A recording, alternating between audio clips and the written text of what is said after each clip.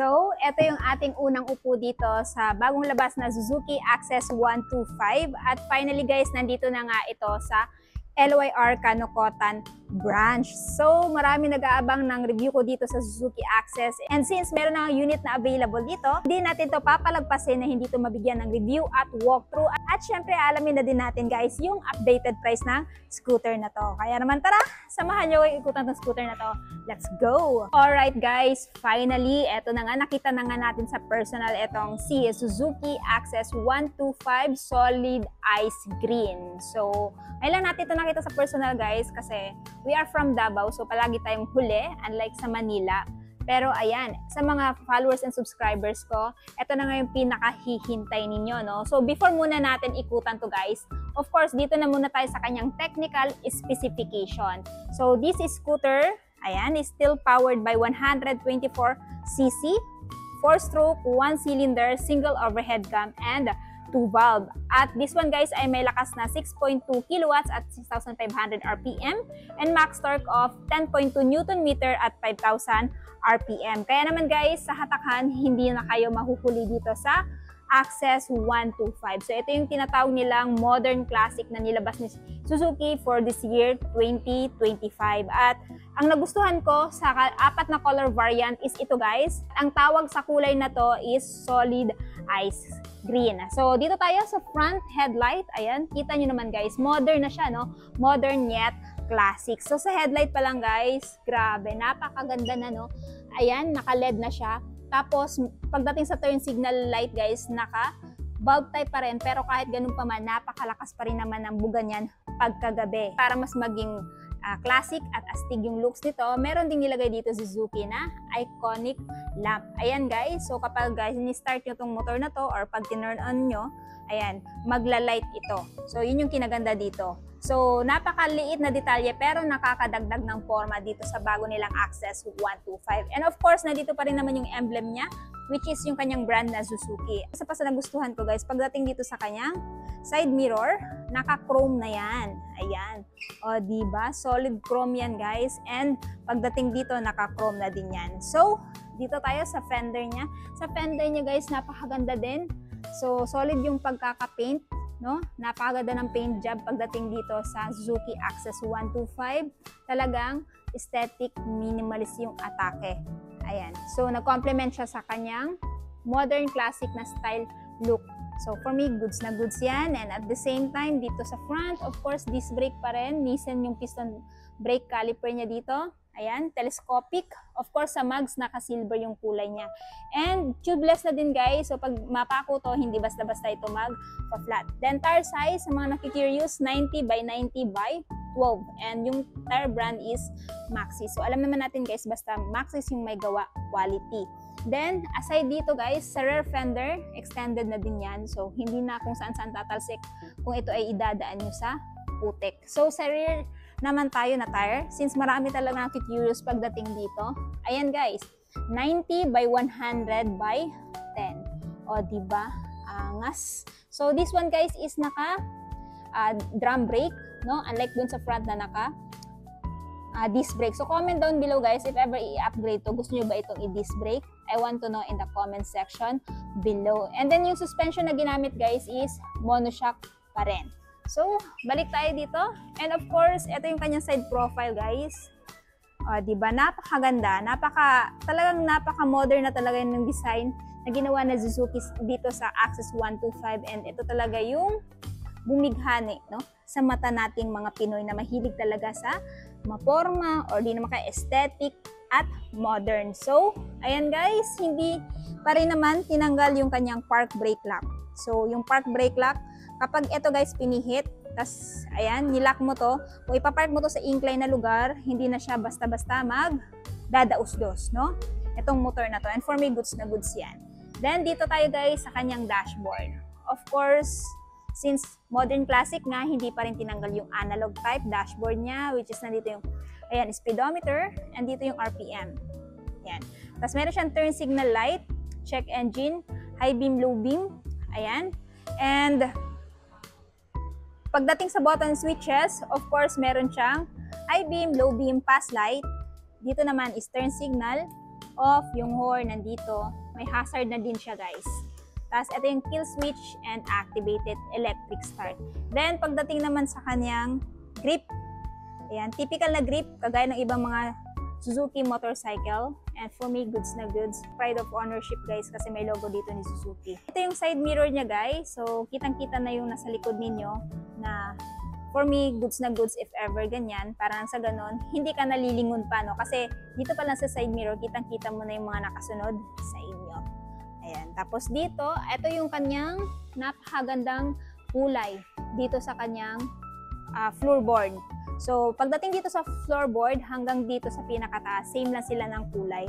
So, para siyang may pagka-gray, dark, beige. Comment down below guys kung anong ang tamang tawag sa kulay na to. And for me, nag-complement talaga yung kulay nito dito sa kanyang footboard. Ayan, extended yan guys hanggang dito. So, dito na muna tayo. Ito yung kanyang key. So, this one guys is ginamitan pa rin ng traditional key, no? So, dito kayo magbubukas ng seat and at the same time sa lid. So, kanina, chinek ko kung nasaan yung kanyang fuel tank kasi hindi ko makita. Nandito pala siya. O, diba? Modern na talaga kasi nandito na yung kanyang fuel tank. Wala dito sa kanyang under seat. Meron na din siyang USB charging port na pwede mo pagsaksakan ng phone mo habang nagra-ride ka. And ilalagay ko na lang dyan sa baba dito sa kilid yung nire-recommend kong cellphone holder na ginagamit natin ngayon. So, yan yung cellphone holder guys na ilang taon na pero solid pa rin. Ito yung front pocket niya guys, hindi lang isa kundi dalawa. So, pwede kayo maglagay dito ng coins, hindi na yan tatalbog dyan. Pati dito kasi malalim na siya. At ang nagustuhan ko din dito guys, meron na din siyang reflector para mas visible kayo pagkagabi. Then aside sa kanyang front hook dito, meron din siyang utility hook dito. Paglagyan ng mga pinamili ninyo. Tapos kung hindi mo ginagamit, pwede mo i-fix ng ganyan. Tapos ito yung kanyang floorboard. So, meron din siyang pang anti-skid para hindi madulas yung sapatos ninyo. Then, ito yung sa angkas, foot peg ng angkas. Ito yung kanyang side stand, guys.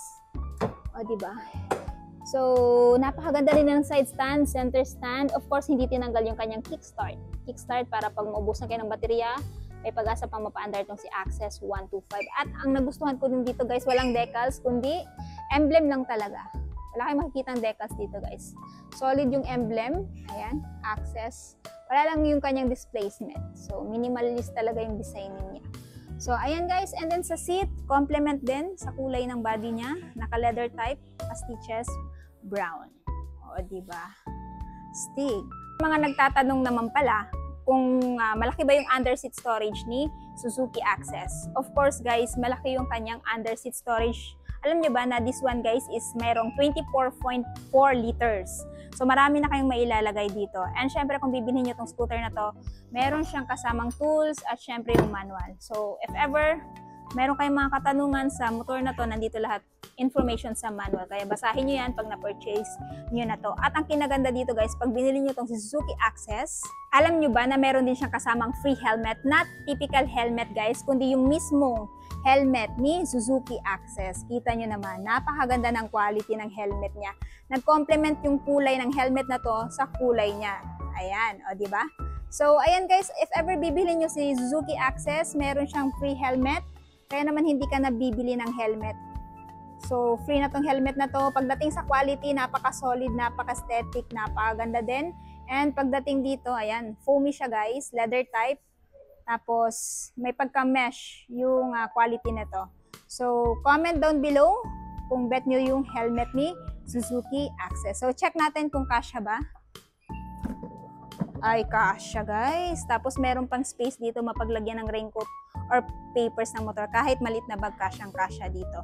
So, again guys, pag bibilhin nyo to, meron siyang free helmet na, ayan, talagang pang Suzuki Access 125. Hindi pa rin enough guys yung underseat storage niya. Kung merong available na bracket for top box kay Access, ayan, which is magiging available na or available na siguro, pwede nyo pang mapaglagyan dito ng top box. And pagdating sa grab bar, solid din. Ayun o, solid na color. Gray din yung kulay niya. So, complement talaga dito. Complement talaga sa overall body looks niya. And isa pa guys, dito sa tail, naka-LED na din yung kanyang tail. Turn signal is naka-bulb type. Naka-full assembly na din siya guys. So, kung sasampa yung OBR mo, wala nang masasagi dito. And then, of course guys, may ilaw na siya ng plaka dito. Ayan yung ilaw ng plaka niya. Reflector. Tapos yung kanyang rear fender. Sagad yan guys. So, if ever dadaan nyo to sa putek, hindi na kung saan tatalsik, no? Yung putik. And of course, guys, yung nagustuhan ko din dito, pagdating sa mugs niya, gray silver na din yung kulay. And, ayan, solid metal yung heat guard para hindi mapaso yung angkas mo or ikaw. Oh, ayan. And this one, guys, is still equipped pa rin ng SEP or Suzuki Eco Performance. So, ayan, kapag pina-under nyo to is friendly na din yung smoke nito sa environment. Since meron siyang SEP. So ngayon guys, check natin yung side profile niya dito. Ayan.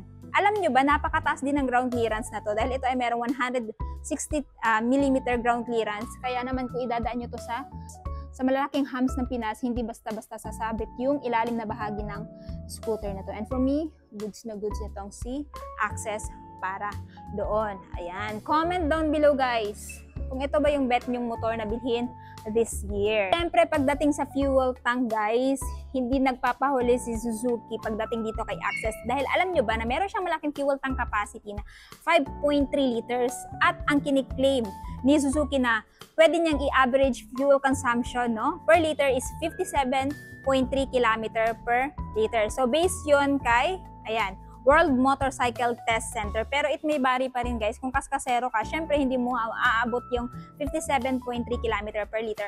Pero kung takbong pogi ka lang, chill ride ka lang, of course, maaabot mo naman yan. And proven and tested na yan guys, based sa World Motorcycle Test Center. So, kung fuel efficient, pati pirin sa gasolina na scooter, eto, napakaganda nitong si Access 125. So, for the meantime, dito na muna tayo guys sa kanyang seat height kung abot nyo ba.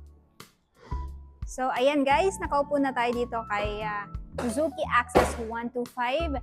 So, pagdating sa seat height niya, 770 mm plus ground clearance 160 mm. Ito yung, ayan, yung ating position pag nakaupo dito, nakatipto tayo. May height is 5'5". So, kung may height ka, 5'3", abot nyo pa rin, pero nakatipto nga kayo dito. And then, ang kinaganda dito guys, sa mga lady rider, napakagaan lang nito. Kasi this one guys is 106 kilograms. Kaya napakadali na lang din i-maneuver para sa mga lady rider kagaya ko. Ayan. So, ito yung itsura natin pag nakaupo dito. So, abot na abot nyo to guys. Tapos naka-upright seating position din tayo dito. Comfy naman siya upuan.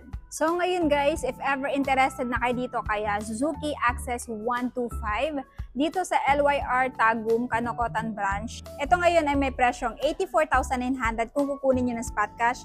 Pero kung gusto nyo hulugan, down payment is 6,537 at monthly sa 3 years na 3,986 less rebates na 200. At kung kukunin nyo to siya for this month of November hanggang December, meron siyang free Noche Buena package worth 1,000 at syempre yung kanyang half face helmet. So if ever guys interested guys sa scooter na to, pumunta lang kayo dito sa may LYR, ayan, Marketing, Kanokotan, Tagum City. Full address, ilalagay ko na lang dyan sa screen, maging sa description box para mas makapag-inquire kayo regarding sa scooter na to.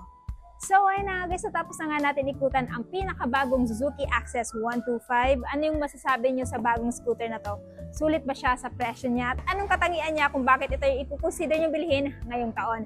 Paki-comment naman sa baba. At syempre kung bago pa lang kayo sa channel ko at hindi pa nakapag-subscribe, huwag kalimutan mag-subscribe para ma-notify kayo once may bago tayong upload na gaya nito. And also, please follow me on my Facebook page, Instagram at TikTok, Langga Gail. So yun guys, hanggang dito na muna tayo. Ride safe and peace out!